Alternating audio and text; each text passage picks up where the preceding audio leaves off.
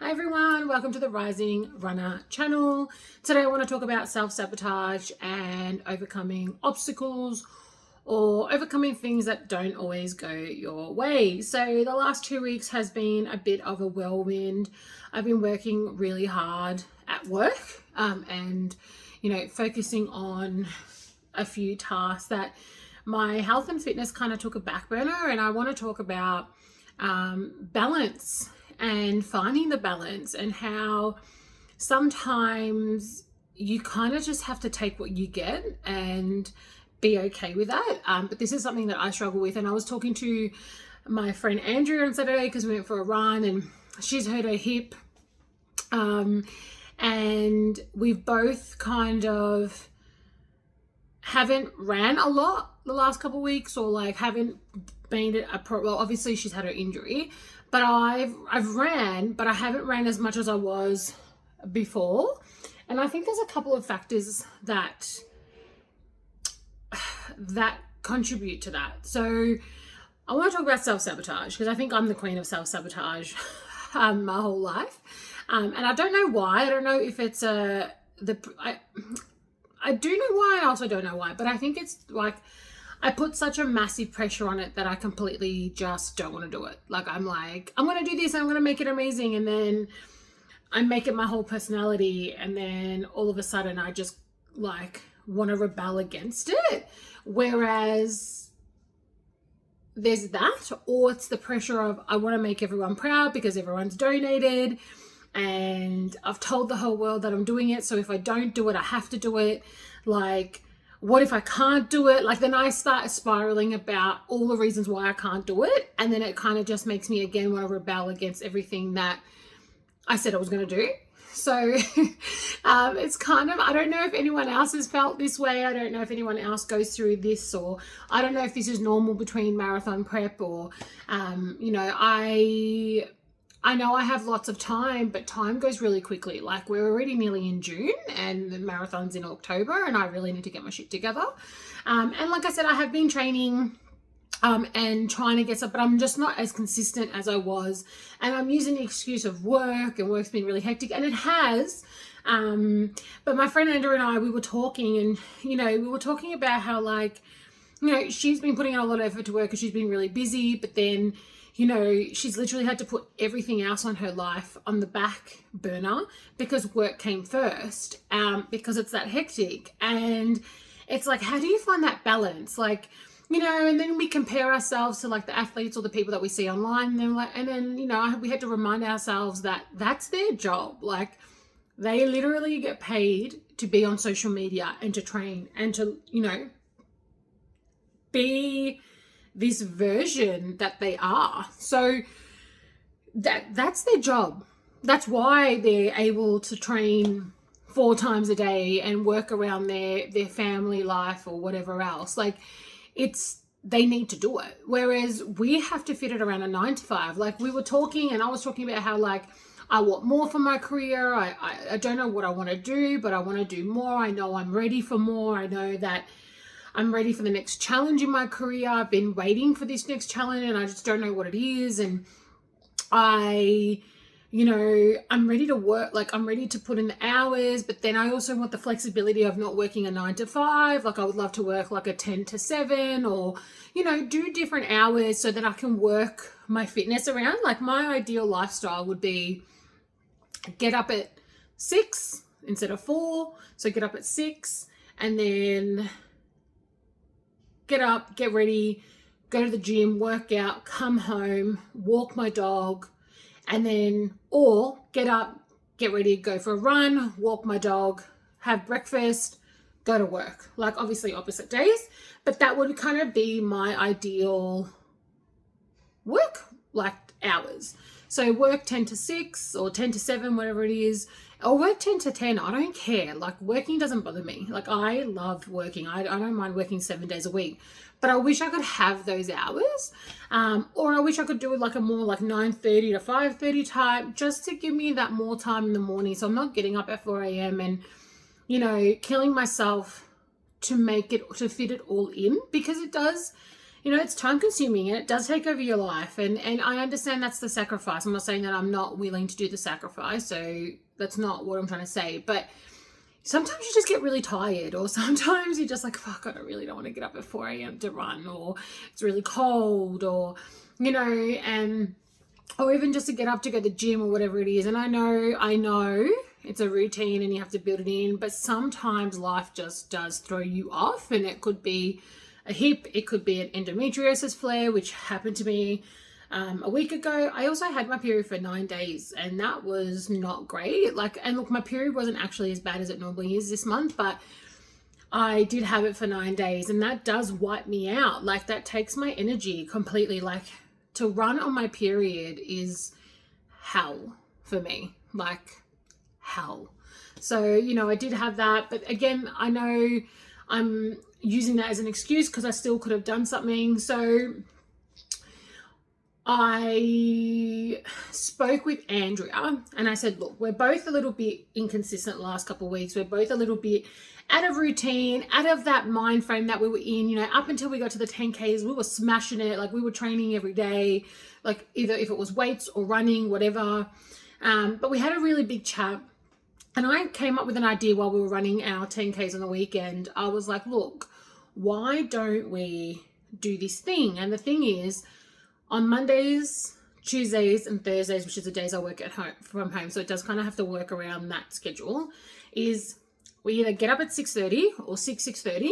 We wake each other up. So I'll send you a text going, I'm up, and if you get up before me, then write, I'm up. If either of us don't reply, then that other person has to then call that person and wake them up. We both get up, and then once we get outside, we have to take a photo of us running or being outside running. So not to hold each other accountable. And that will help us get back into that mind frame. And, getting up earlier will help fit it all in. And I understand that. I get it. If you want to do it, you can make it happen. But sometimes it just feels like too hard. And you need the accountability. So we're going to hold each other accountable, and we're going to call each other on these days and wake each other up, get dressed, get ready, and just go. I'm not going to even, because normally I'll get up, I'll brush my teeth, wash my face, do my skincare before my run. No, I'm just going to get up, brush my teeth, get out of the house, go straight for this run. I've got an hour. So whatever I can achieve in that hour, I'm going to do. So it's either I'm going to do a 5K or probably a 6K or 7K maybe in an hour, or I might do sprints because there's a hill in Berwick that I love to run, and it's like this, and do a few sprints to build up my power in running and build my power, build my endurance with running hills. So I think a little bit of a sprint would be good, some hill sprints, or even just sprints in general, running up and down and doing some sprints for 500 meters or 200 meters or 300 meters, whatever. Build up to it, obviously, and build my strength around there, and just whatever I can do. But I'm dedicating that first hour of my day to some form of movement, which I was doing anyway. I was just starting to sleep in and being naughty, and and if I don't do it in the morning, I'm not going to do it. Training at night, I hate training at night. It's getting really, really, really busy, but I'm also really dedicated to what I want to achieve. So another idea that I came up with is, so the days that I work from home, I'm going to use to run and walk my dog, because my dog's important. She's a priority. So I've got to make sure that my dog gets walked. But another idea I had was signing up to a gym near my work. I get up at 4 a.m. for work anyway, to get to work by 7:30, the days that I work in the city. So what I was thinking is I sign up to a gym in the city, go there at 5 a.m. So leave my house at 4, get there at 5, train for an hour, and then an hour to get ready. And then I'm at work at 7:30. So I'm still getting up the same time. I'm not going out of my way. I'm still paying $30 for parking. So I might as well take the usage of the parking and make the most of it and actually get, my money's worth. And I drive to work anyway because the trains from Cranbourne aren't great. So they've changed the train lines now, and it goes to the west, doesn't go through the loop, and I have to get off at Flinders, and it takes an hour and 45 minutes, and I'm not going to waste my time to get off and get on 2 different trains. I'm not about it. I've done the trains for enough. I'm a girl of luxury and convenience. I want my coffee, my music, and I don't want people breathing on me. So I'm happy driving. That's my choice. But yeah, I might as well go to the gym. If I'm going to drive in, I might as well make the most of it. So I've decided to reevaluate and make things easier for me. But another thing I want to talk about is obstacles. So on Saturday, we were running, and we both got there, and Andrea texted me going, struggle today's a struggle, FML or something along those lines. And then I wrote, fuck me, it's a struggle too. And then we got there and I was like, should we just go get coffee and just talk? And she's like, no. And I was like, all right, let's run. And mind you, we started running and the first 3Ks were great. Like we got to these lights where we had to stop to cross the road, and I was like dancing on the road, and I was like, woo! And I was like listening to a really good music, and I was like, oh, my soul missed this. Like my soul missed the endorphins and the dopamine hit that you get. And I was just so happy. And then, but before that, I was so pissed off. So I bought these new pants from LSKD or LKSD, whatever the fuck it's called. And they're made for running and they're meant to not fall down. They're shit. The quality is really beautiful, the color, the buttery feel, but for running, they are the worst pants I've ever bought. So they were falling down, pissing me off. And then there was something else that, our track. So our running track that we go to in Oakley is getting renovated or restored. Probably the best word is restored. Is getting restored. And it was blocked off. So we had to then improvise and find another way to go through our track, which we did. Like we just couldn't go over our pretty bypasses and stuff like that, which it's like one of the bridges that you go over in the first K. It's really pretty because it's like over the bypass and you get to see everything, and it's like, it's just really, really pretty. Whereas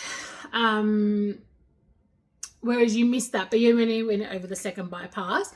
But there's we found that the further we go, it gets a bit more like bush area and a bit more like foresty, which is really cool. So I'm excited to continue to go further through that track. And then so then my pants, the track, we weren't feeling it. We both were in a bit of do we have to do this? But we knew we had to. And then so Andrea bought honey packets to have as our like little pick me up through our run to keep us going, right? So mine wouldn't fucking rip open, so I'm spinning there trying to open it. But in saying that, when we got running and I noticed that my pants were being a bitch and falling down, Andrew was like, do you want to not run? Like if it's, falling pants isn't like, it's uncomfortable to constantly like pull your pants as you're running. And I said, no. I said, life is full of speed humps and obstacles. I'm doing this fucking run, and we're running. And then I literally camel-toed the shit out of myself and pulled my pants right up. I even like made them pretty much 3/4 leggings compared to the full length that they are, and like pulled them right up and then camel-toed them up, like brought them right up to my tits, and then was like, let's go. And because I started sweating, they kind of like stuck to me, and then they were fine. But look, I still had to stop and pick them up, which was really annoying. But life is full of obstacles, and we both had obstacles the last couple of weeks. We've both had, work and life and periods and fucking shitty workout pants. And, we had these things, but it's how you continue to overcome it. Nothing's perfect. Nothing is always going to go your way. This prep is a long-term thing, and you're going to have good weeks. You're going to have shit weeks. Like I know up until this point, I was actually pretty fantastic. It was just the last like week and a half or so. I was like, ugh, like everything just felt like a drag. I didn't want to do it. I kind of thought about pulling out of the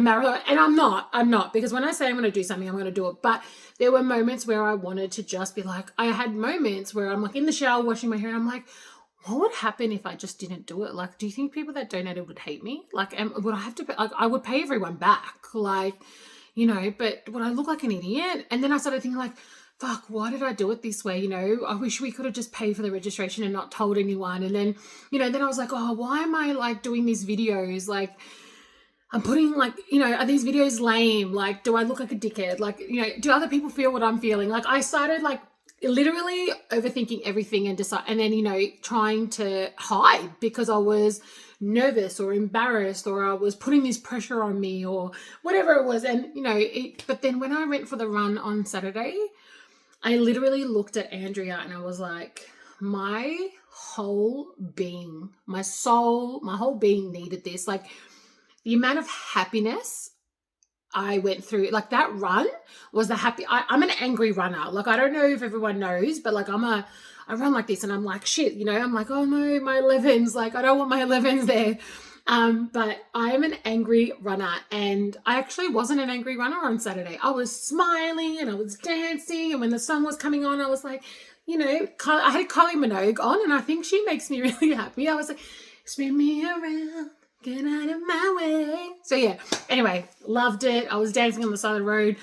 Runners were running past me and I was dancing because I was just in my own little world. And, I did a great run. It was a slow run, a very slow run, but I did it and I loved it. And then, I think talking with Andrea and seeing that she was feeling the same way, that she was feeling overwhelmed by it all. I think that's what it is. I think we're both feeling a little overwhelmed by it all.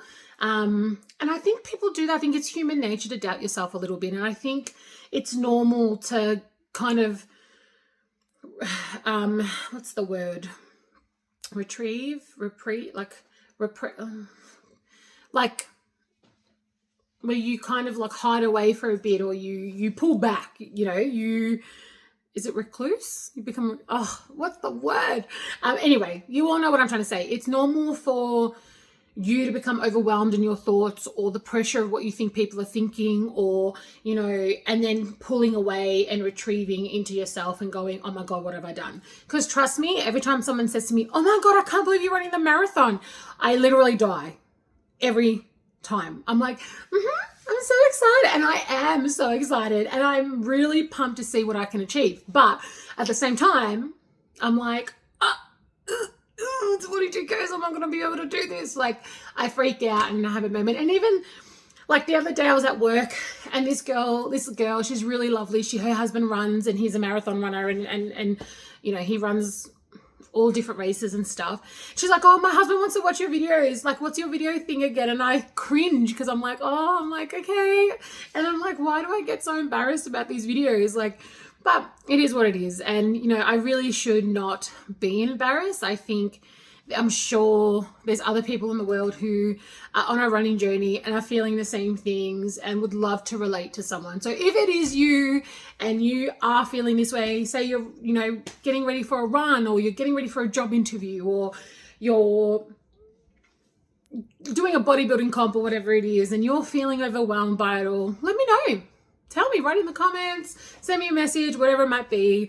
Yes, I sound like one of those people.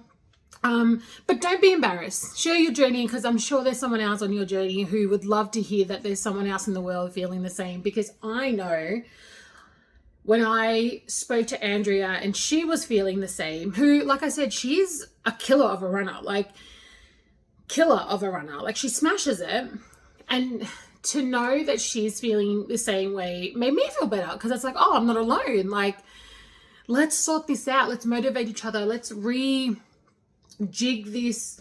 It even got to the point where I said to her, I think we need to change our way of weight training. I don't think we need to weight train the same way we used to. I think we really need to build our weight training around our running. So I literally sat for 3 hours last night watching YouTube. I was going to say 1,500 hours, but it wasn't. It was 3 hours watching YouTube videos to talk about knee health, hip health, mobility, strength training around running, best exercise to build glutes, which we all know are the hip thrusters, Bulgarians, quads, build your hammies, build your lower back. Like, I literally wrote us a plan, and, I know now at the gym, a lot of that's going to be plyometric work. It's going to be a lot more hammies, glutes, all that kind of stuff. So, I think it's rejigging it all to kind of really support our running, because right now our main priority is running. Another little thing that has been doing my head is that I'm not losing any weight. I lost a bunch of weight, like from the start of the year, like I lost around 17 kilos. And up until I started running more and more, I've noticed that my body, I'm not shredding anyway. And I know running isn't great for people with polycystic ovaries and endometriosis. And I know it's a cortisol riser. And I know all that stuff. But I was eating really healthy. I am eating really healthy. And there are days where I've been naughty, especially on my period. I just didn't give a fuck. I just wanted to eat what I was craving salt, and I was craving salt, like lots of salty foods. Like I just wanted potatoes with salt. And I literally put potatoes in the air fryer and just shoved a whole bunch of salt, which means I was low on magnesium, and probably a few other things. And I know my iron's a bit low at the moment, so I've started taking my iron tablets. But I'm also going to start keto, and I know you're all probably looking at me like you're running and you're going to do no carbs. So the reason I am doing no carbs is because I actually spoke with a doctor, a really great doctor that actually finally listened to me, and didn't just take into account that I'm a bigger girl and that I have endo. He was like, so you want to run a marathon, but you want to lose weight and you've got endometriosis and polycystic ovaries. Okay, well, let's take a step back. Let's look at this factor. And he literally broke it down step by step and said, this is what we need to do. So I'm going for my results this week, and I did a blood test, and he tested all my hormones, my T3, T4, I think it is, and a few other hormones. He wants to see what my estrogens are and my progesterone. He also checked my blood sugar levels. Like, we're doing a whole thing to double check where I'm at. And then he's going to supplement me properly, so I'm taking the right supplements to support my overall health. And then he is going to he suggested I do keto. Now, the reason he suggested I do keto is because of my endometriosis and my polycystic ovaries, and because I want to lose weight while I'm running. Now, he said that it's going to be a little bit hard for 6 to 8 weeks because my body's going to be in a bit of a shock. So to take it a little easy, still push through. He goes, push through. He goes, there are so many marathoners out there that actually are on a low carb keto diet. And I've researched it, and there's actually a lot of people that live off keto that run marathons. Obviously a lot more protein. He's also going to help me with my food, and he's suggested that I go talk to a nutritionist who will help me with making sure I'm eating enough and supporting my muscle health, because I don't want to lose too much muscle either, and maintain all that. So I am literally putting everything into this basket to make sure that I am meeting all the things. Now, I don't care if I don't lose too much weight. I do care. That's a lie. I do care, because I do want to continue to get smaller, to help with my running as well. But, I know keto is going to be really hard. I hate keto. I have PTSD from the first time and the last time I ever did keto. And not that it was just really fucking hard. But back then, keto wasn't a thing. And it was very new, and there wasn't all these extra things that you could have, and it wasn't as simple as it is now. Like, I feel like keto would be a lot easier because there's so many supplements that support keto, and there's a lot more information about it, and yeah. And it's a healthy keto. I'm not going to just eat all the bad fats. I just want my healthy fats. So my avos, my oils, my salmons, my chicken thighs, my chicken, things like that. So I might carb cycle and see how I go. But I do want to continue to lose weight. And keto is probably the best type of lifestyle when you have endometriosis and polycystic ovaries, because of the insulin resistance, but also because, they say to cut out dairy. Anything you read, any research that you read, when it comes to PCOS or PMOS, I think it's called PMOS now, or endo, it does say to do keto or a low carb diet, take away dairy, alcohol, refined sugars, because your body struggles to break all that down, and it stores it, which I am evidence of that. So yeah, so definitely going to do that.